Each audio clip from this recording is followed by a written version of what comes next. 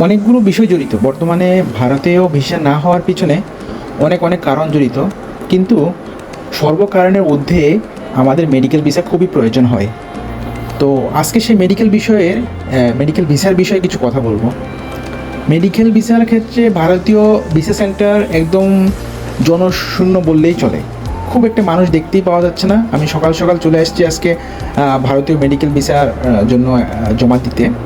আমি একটু বলে নিচ্ছি, ভারতীয় মেডিকেল ভিসার এই অ্যাপয়েন্টমেন্টটা আপনারা অনলাইনে পেয়ে যাবেন। ইভেন আমিও অনলাইনে পেয়েছি।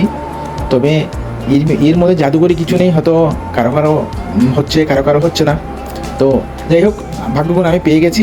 হয়তো আমার কাছে এখন বিষয়টা একটু ইজি মনে হচ্ছে, আবার যিনি পাননি হয়তো তার কাছে এটা কঠিন মনে হবে।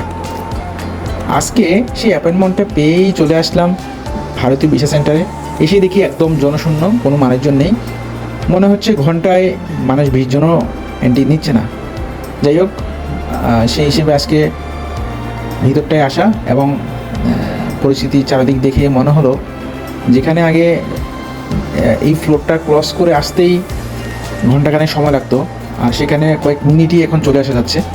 আর ভিসার প্রসেসিংটা খুব একটা কঠিন না। আমি নিজে নিজে করেছি, অতীতেও কয়েকবার ভিসা পেয়েছি। আমি সবসময় নিজে নিজে করার এটাই করি, একদম শুরু থেকে শেষ পর্যন্ত। তো এই বিষয়টা আমি অন্তত আপনাদেরকে খুব ভালোভাবে হেল্প করতে পারবো। এম্বাসির সামনে আসতে না আসতেই শুরুতে চোখে পড়লো বাংলাদেশ পুলিশ বাহিনীর সদস্যদের। ওনারা হয়তো বা নিরাপত্তার স্বার্থে এখানে কাজ করছেন, অতীতেও ছিল, আর আজকে তুলনামূলকভাবে একটু বেশি মনে হচ্ছে। এছাড়া এখানে মানুষজনের খুব একটা ভিড়ও ছিল না।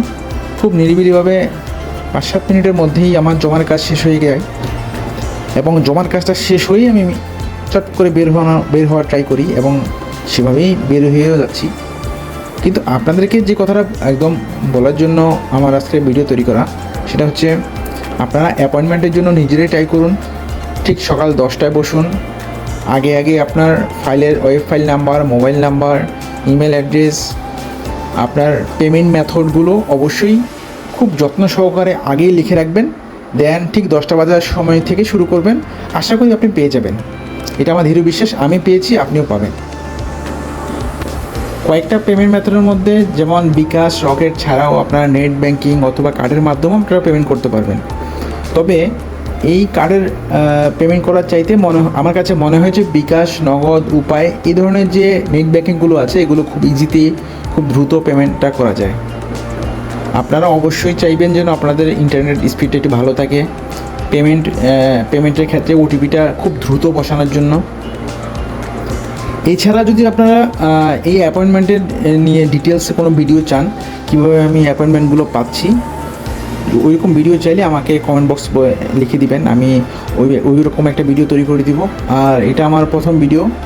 আপনাদের যদি এই রিলেটেড তথ্য আরও কিছু জানতে চান, তাহলে অবশ্যই কমেন্টে এগুলো লিখবেন। আর যদি ভালো লাগে অবশ্যই সাবস্ক্রাইব করবেন। ধন্যবাদ।